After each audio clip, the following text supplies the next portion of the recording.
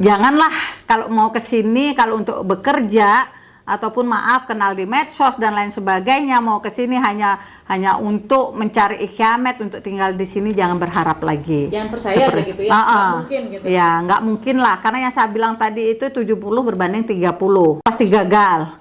30-nya hanya keberuntungan. Wow. Susah gitu. lah kalau Iya, keberuntungan iya. berarti.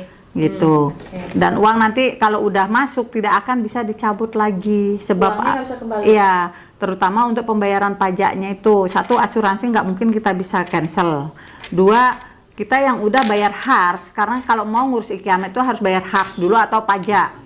Sekarang berapa saya kurang tahu ya, saya nggak berani nyebutin karena nanti ada perubahan-perubahan lagi kan. Itu udah masuk ke pemerintah, udah nggak bisa lagi.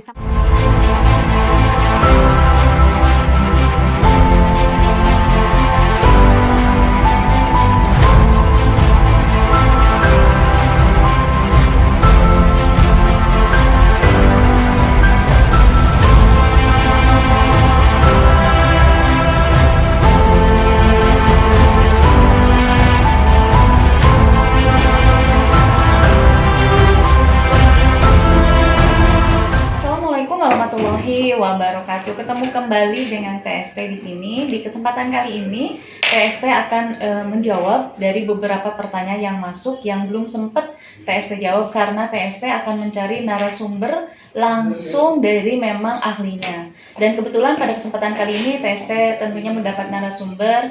Beliau adalah salah satu yang mempunyai agensi terbesar di Turki juga di Indonesia, dan beliau juga adalah ketua paguyuban pekerja migran Indonesia di Turki dan posisinya ada di Istanbul.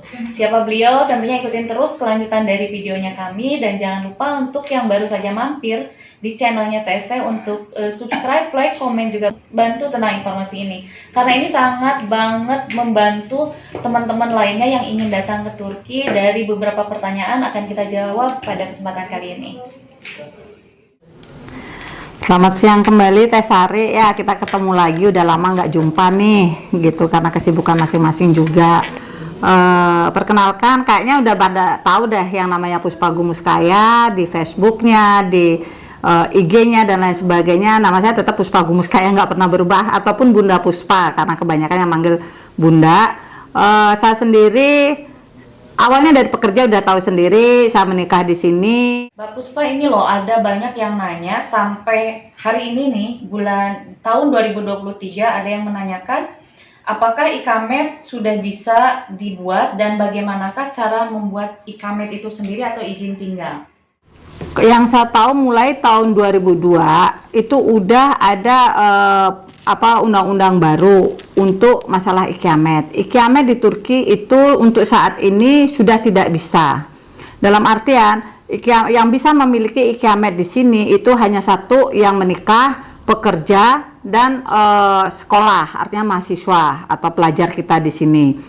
Ataupun yang udah terlanjur mempunyai iqamat di sini pun itu agak susah, karena satu, dia harus memiliki address, karena address itu menentukan di mana kita tinggal, kayak begitu. Kalau dulu mereka kan bisa pakai agensi, menyewa address, dan ternyata orang yang nggak di sana, dan banyak masalah-masalah lagi yang ditimbulkan. Tapi untuk saat ini pemerintah Turki tidak mengeluarkan iqamat, dalam artian masih keluar, bukannya tidak, artinya sama sekali untuk memperpanjang ataupun gini, cuman agak susah. Satu, dia harus ke nufus dairisi, artinya dia harus punya iqamat card, dalam artian punya address tetap.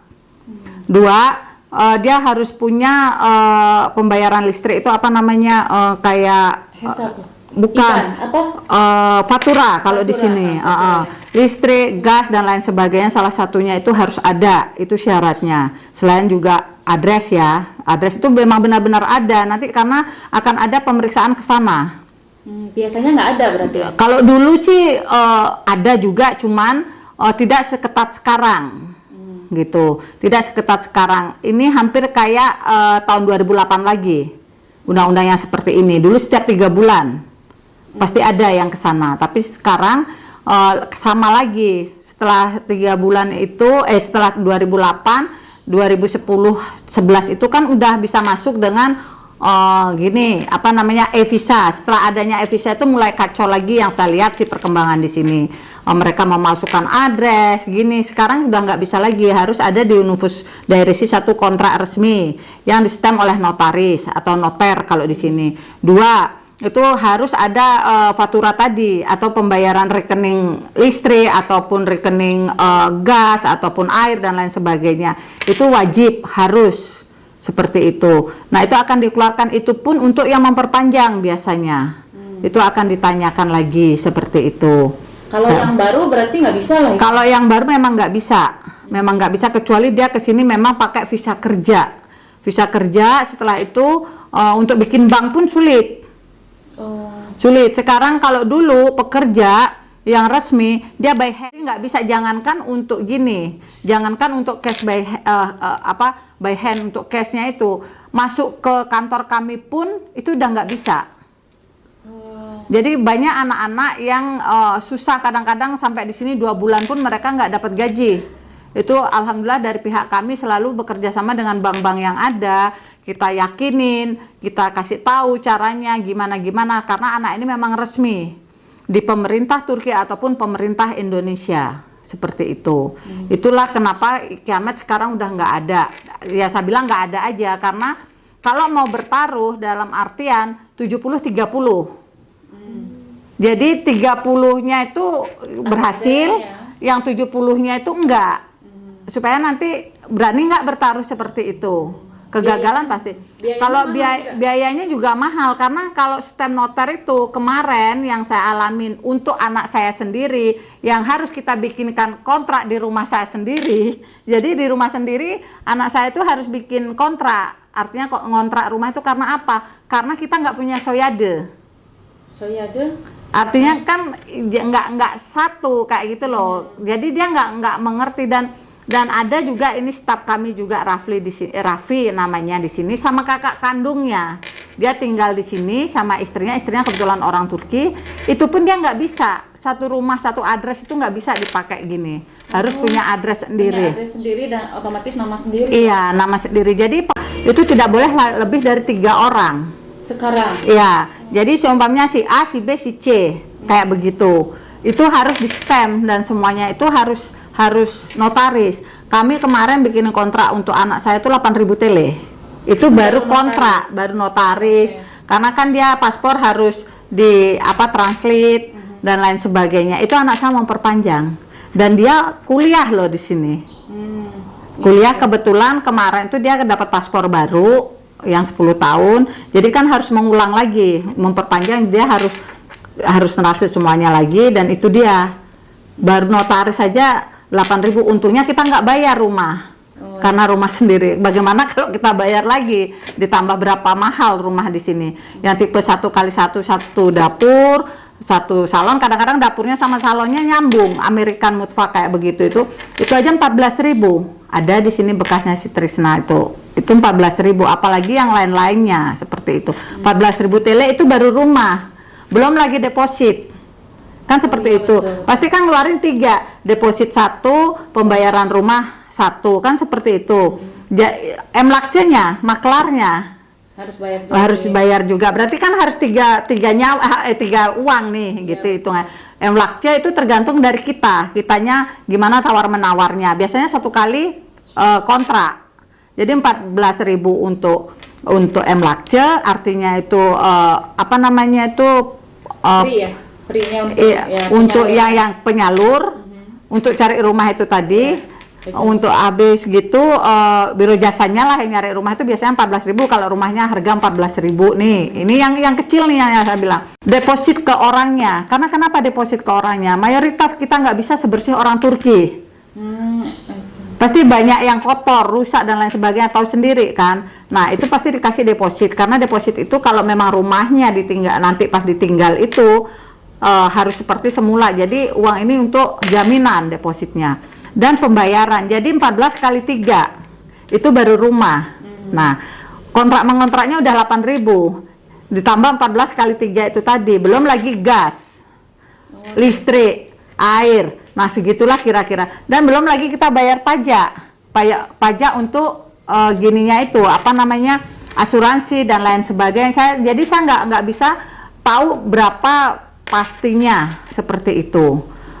untuk gini apa namanya asuransi itu sekarang mungkin udah berapa, karena saya udah lama juga ya nggak bikin itu juga udah beda kan harganya per tahunnya berapa asuransi, karena kan gininya kan mahal lagi sekarang, artinya UMR-nya kan naik. Ini saya dengar-dengar juga akan naik lagi di bulan Juli. Iya, betul. Juli kemungkinannya 11.300 atau berapa, itu yang masih simpang siur yang saya dengar kayak begitu. Makanya janganlah kalau mau ke sini, kalau untuk bekerja ataupun maaf kenal di medsos dan lain sebagainya, mau ke sini hanya untuk mencari ikhyamet, untuk tinggal di sini, jangan berharap lagi. Jangan percaya gitu ya. Nggak mungkin gitu. Ya, nggak mungkin lah, karena yang saya bilang tadi itu 70 berbanding 30. Itu udah ada kepastian ya Bun, karena sekarang gini banyak banget orang-orang tuh coba-coba sebenarnya Bun, karena kok nggak mungkin, walaupun aku nih udah ilegal bertahun-tahun nggak kenapa-kenapa sih. Nah itu kan Bun, Nah, itu kan keberuntungan seperti yang saya bilang. iya. Pasti gagal. 30-nya hanya keberuntungan. Wow. Susah Gitu, lah kalau iya, keberuntungan iya. ya berarti. Gitu. Oke. Dan uang nanti kalau udah masuk tidak akan bisa dicabut lagi, sebab Uangnya nggak bisa kembali. iya, terutama untuk pembayaran pajaknya itu. Satu, asuransi nggak mungkin kita bisa cancel. Dua, kita yang udah bayar HARS, karena kalau mau ngurus ikhyamet itu harus bayar HARS dulu atau pajak. Sekarang berapa saya kurang tahu ya, saya nggak berani nyebutin karena nanti ada perubahan-perubahan lagi kan. Itu udah masuk ke pemerintah, udah nggak bisa lagi. Sama seperti kita bikin paspor. Paspor kita kan bayar dulu nih di bank. Yang di Indo, karena saya ada PT juga, bayar dulu di bank. Nanti dijadwalkan hari Senin jam 8. Hari Senin tuh dia nggak datang, otomatis dia harus bayar ulang. Karena ya itu nggak bisa lagi. Kayak begitu itu udah memang masuk ke pemerintah seperti itu. Oke, sip. Nah itulah jawaban dari Mbak Puspa, Bunda Puspa mengenai bagaimana pembuatan ikamet untuk saat ini di Turki, dan itu cukup jelas karena beliau memang ahlinya. Ternyata untuk ikamet baru itu nggak ada. Ikamet memang ada, untuk perpanjangan pun sangat sulit. Terus untuk yang mau bekerja di sini ada, dan yang sudah menikah di sini. Jadi ini semoga menjawab semua pertanyaan yang selalu datang ke TST. Dan ini adalah pernyataan udah benar, tidak ada untuk yang baru. Jadi kalau ada janji-janji, bolehlah kesini datang dulu dengan free visa atau holiday, jangan dipercaya. Jadi kalian akan buang-buang uang percuma. Itu ya informasinya, dan semoga bermanfaat untuk kalian semuanya. Dan ikutin bagaimana caranya membuat paspor.